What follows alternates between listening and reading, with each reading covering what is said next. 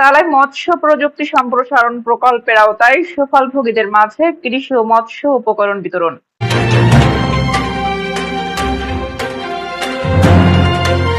দর্শক, স্বাগত জানাচ্ছি বিবিআর নিউজে। সাথে আছি আমি তাসনিম জারা। শুনছিলেন সংবাদ শিরোনাম। এস এম মোতাহিরুল হক শাইনের তথ্যচিত্রে বিস্তারিত দেখুন। তাহলে মৎস্য অধিদপ্তরের উদ্যোগে সুফলভোগীদের মৎস্য চাষীদের মাঝে বিনামূল্যে বিভিন্ন মৎস্য চাষ উপকরণ বিতরণ করা হয়েছে। প্রধানমন্ত্রী বাংলাদেশ সরকারের মৎস্য অধিদপ্তরের অধীন ইউনিয়ন পর্যায়ে মৎস্য চাষ প্রযুক্তি সেবা সম্প্রসারণ প্রকল্প তৃতীয় পর্যায় এর আওতায় এই অনুষ্ঠানের আয়োজন করা হয়।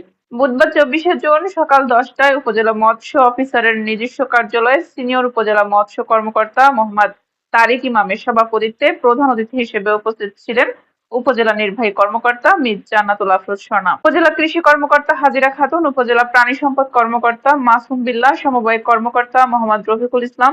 আমন্ত্রিত অতিথি হিসেবে উপস্থিত ছিলেন বাংলাদেশ জামাত ইসলামী সাতক্ষীরা জেলার নায়েবে আমির ডক্টর মাহমুদুল হক সহ আরো অনেকেই। উপজেলা মৎস্য অফিস সূত্রে জানা যায়, প্রান্তিক ও ইউনিয়ন পর্যায়ে চাষীদের আধুনিক মৎস্য চাষ প্রযুক্তিতে দক্ষ করে তোলা, মৎস্য উৎপাদন বৃদ্ধি এবং পারিবারিক পুষ্টি ও অর্থনৈতিক সমৃদ্ধি অর্জনের লক্ষ্যে সরকারের এই বিশেষ প্রকল্প দেশব্যাপী কাজ করে যাচ্ছে। এরই ধারাবাহিকতায় তালার সুফলভোগীদের মাঝে এই উপকরণ বিতরণ সম্পন্ন হলো।